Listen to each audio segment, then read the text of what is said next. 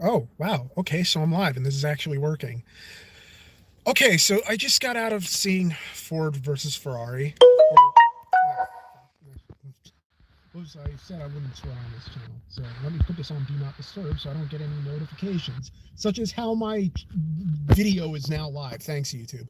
Um, or Gmail, rather. Google, whatever. Okay, so the thing about Ford v Ferrari is that it's a very good movie, fantastic. The performances are just wonderful. I am particularly, hey, howdy, Cameron, I believe. Um, it's the performances are absolutely fantastic. And in particular, Tracy Letts is a wonderful Henry Ford II. Christian Bale is a wonderful Ken Miles. Matt Damon is a wonderful Carol Shelby. The basically, I have no issue with any of the performances. James Mangold did a terrific job in sort of putting the whole story together in a way that is able to be sold to an audience, to an American audience. Well, to film audiences in general, because there's a way to tell this story and sort of have it be less accessible. So they chose the most accessible route, which is understandable. But I suppose,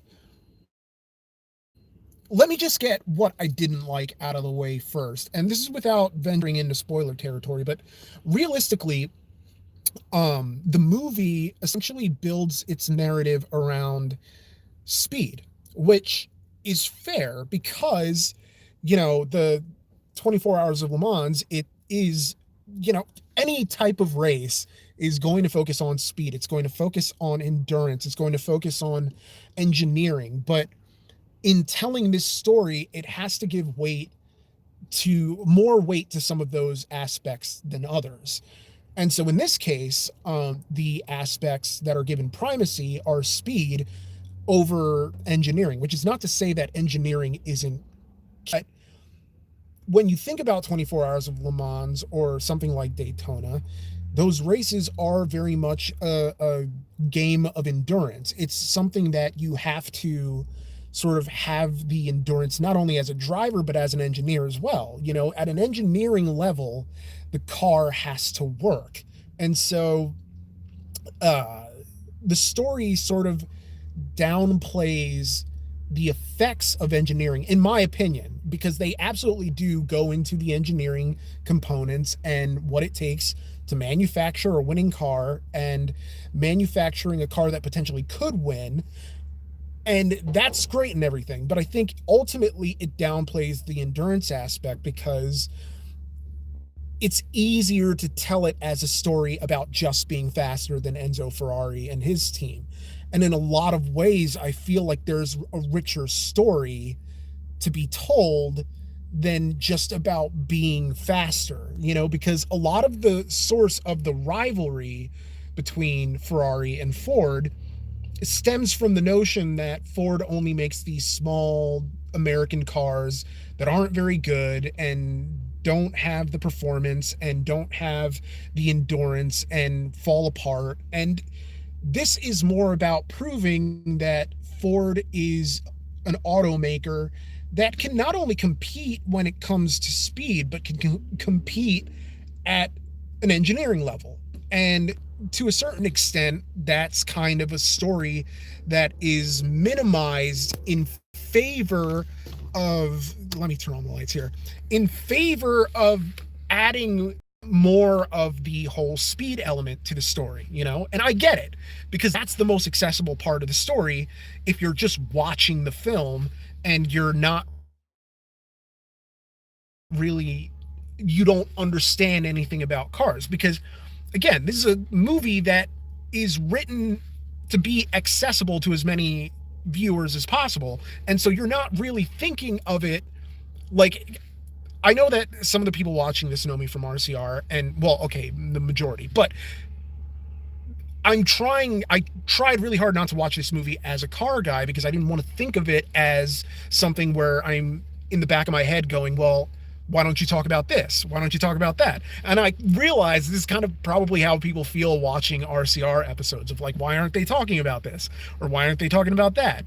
And I get it, because I felt the same way here. And it's something where I just wish that it was more spread out so that it's not just like this Ken Miles, Carol Shelby thing, which is awesome, but that it's also expanding to include, their craftsmanship at an engineering level. Because it's in there, but I just would have liked to have seen more of it, of understanding, like, at a brass tacks level, like why this component over this component, and like being played up more in the drama of the scenes of, but thinking about it, I mean, they do kind of do that. My thing is just, I wish there was more of it. That's all. And as far as complaints go, that's literally like the only complaint I have about this movie, because otherwise it's my favorite movie of the year so far. It's a movie that is very much in the spirit of great sports movies. It's taking a ragtag sort of team and building it up from the ground up so that you can potentially have a winning team. But it's also more of a like man versus the man. It's like being in, now let me turn off lights because I think it's too much. It's very much, I'll just leave it on for consistency's sake. I'm sorry, I don't know how to YouTube. The film, the way that it's structured is very much a sort of story of men versus, there are men, like the engineers, the racers, against the men in suits. And so you have these sort of, you have like Ken Miles and Carol Shelby and their team. And then you have like the Ford representatives who, like, Josh Lucas he plays the villain of the year in this movie as Leo Beebe, I believe. And it's like, he's so immensely punchable, and he's just like, it's, I mean, I won't say that like certain movies don't make me mad. The movies that tend to make me the maddest are movies that involve racism and like some form of like, a minority class being abused. But this is a film where just the very character of this man infuriates me, just because he's such a brand guy that he essentially antagonizes like Miles and Shelby, and essentially thinks he knows better when he doesn't really seem to know anything at all. Henry Ford II, he's someone who has like a major chip on his shoulder, which is understandable, and which is part of what starts this whole rivalry in the first place, because he gets told, hey, you're grandfather's grandson, and that's all you'll ever be. Like, you're not Henry Ford, you're Henry Ford II. And so now it's going to be on. It's just, and Tracy Letts plays that arc beautifully, but then the arc sort of just leaves off. But I understand why it does, because ultimately the movie, Henry Ford's grudge, is the catalyst. It's not the entire movie. Like, the arc is incomplete in a way because it doesn't really, like, it doesn't do anything to like complete that arc, which, as from a character building standpoint, that doesn't make sense, but within this movie it does. But with Carol Shelby and Ken Miles, it's this like wonderful type of character arcing where they sort of learn what it's like to be team players, and they sort of learn what it's like to also stick up for themselves. Well, not learn, but like reassert standing up for themselves, like finding when are the right times to do this and when are the right times to be a team player, but also, wiping aside the character arc side of things, because this is my favorite Matt Damon role in years, even though he's basically doing like a combination of Carol Shelby and Matthew McConaughey.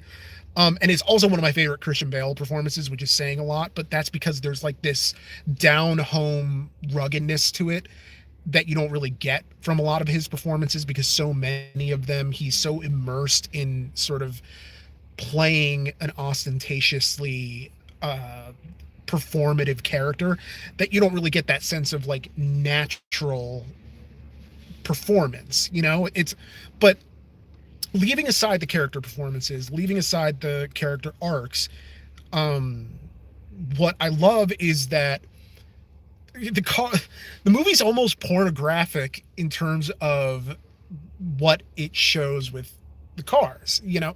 It's in filmic terms, like they talk about the male gaze, which is sort of, you know, a way in which, you know, women are objectified on film through sort of a male gaze, like through the camera, objectifying them. And it's almost like they do this with cars, but they do it in a way that you're also meant to respect the cars. You know, people will tell you that this is a movie that is a total, you know, feast for car nerds, and that it's a love letter to cars, and it's really not. What it is a sort of salute to people who, or, let me rephrase.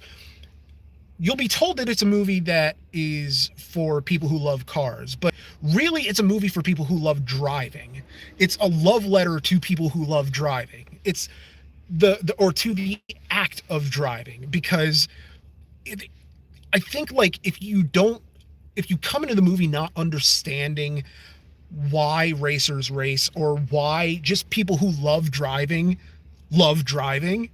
then odds are you might come out of this understanding better than you did before, because there is a certain without trying to sound too pretentious, there is a certain poetry and a certain like a je ne sais quoi, like, fuck, that's so pretentious, and I swore again, sorry.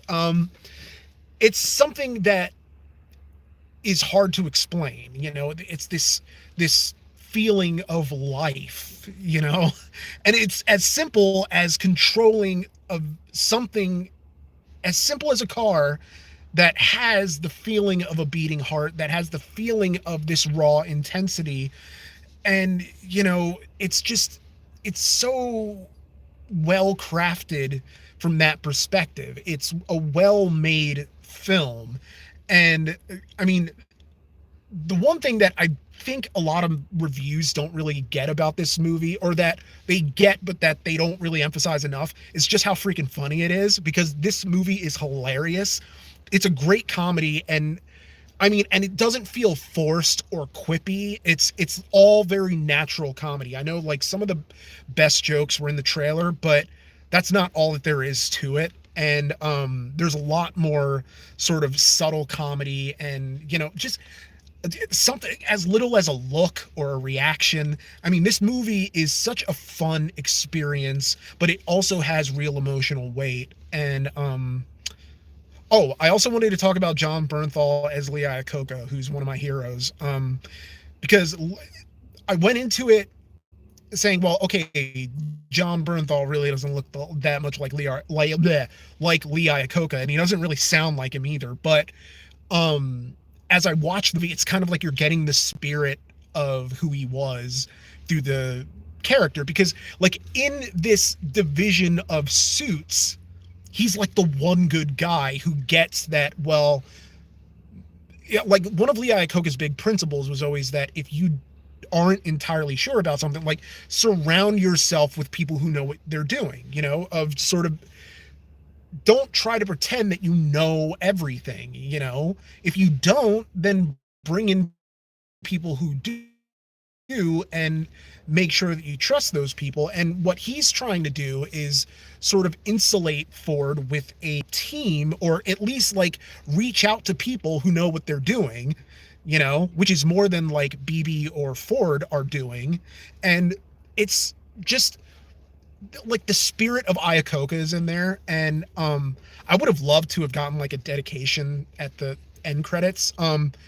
Granted, might have been one in like mid credits or at the very end of the credits.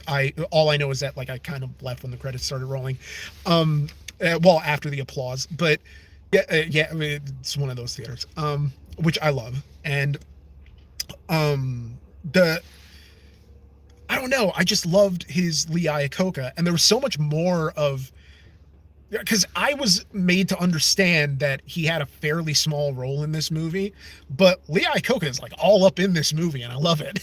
And it like you kind of forget, like, or the royal you, like me, I kind of forgot that, it's John Bernthal, because like initially I was like, this is just it's John Bernthal, who's one of my favorite actors and who is one of the best working actors today. But like I had a hard time initially seeing past it to see Lee Iacocca. I was thinking like, like wear glasses or something. Like I don't know, but then as the movie goes on, it's just feels more and more like Lee Iacocca as I've come to understand him through research, through just doing RCR stories. I feel like so many of the RCR stories I've done have been preparing me for like understanding this movie, because I started to do an RCR stories on this back in the summer and found that all the information that was already out there was the book that this is based on.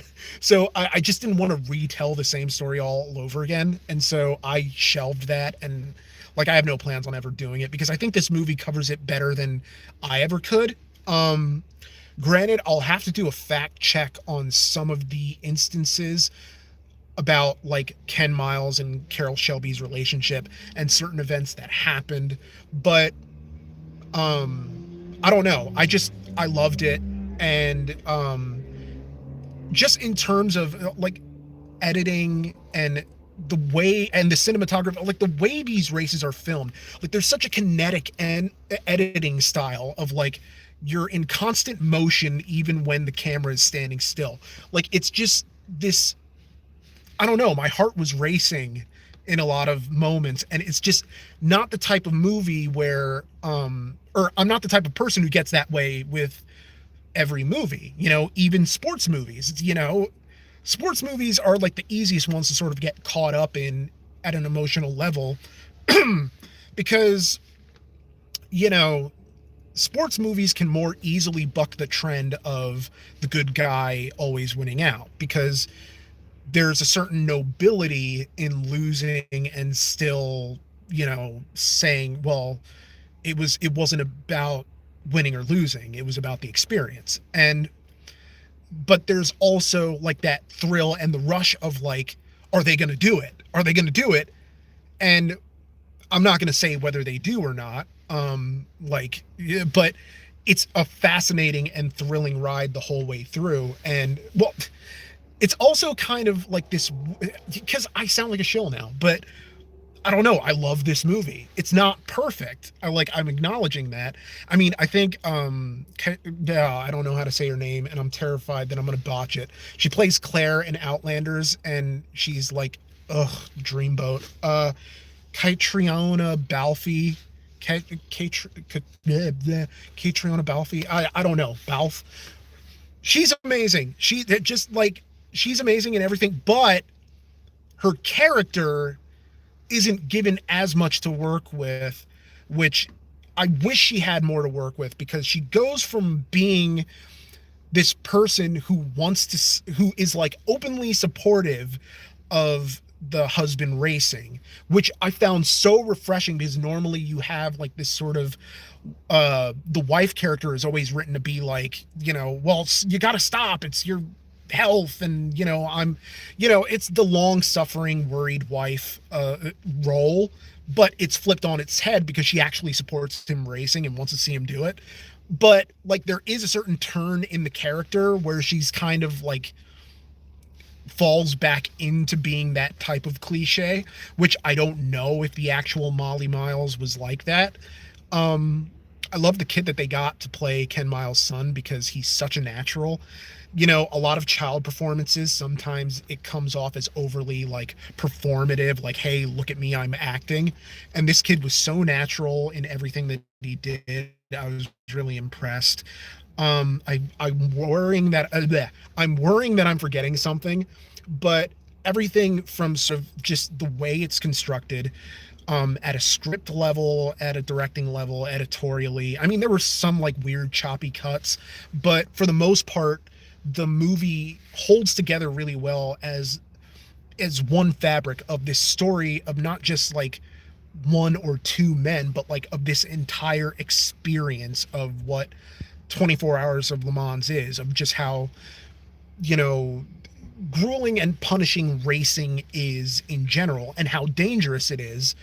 I mean, you know, we've come a long way in terms of like safety innovation since the 1960s, but it's still really dangerous. Now, imagine back then how much more dangerous it was, and you get some idea of the type of risk these people were taking. And in its totality, it's a film that sort of expresses a love for cars, a love for driving. It's just so beautiful to look at, and it's such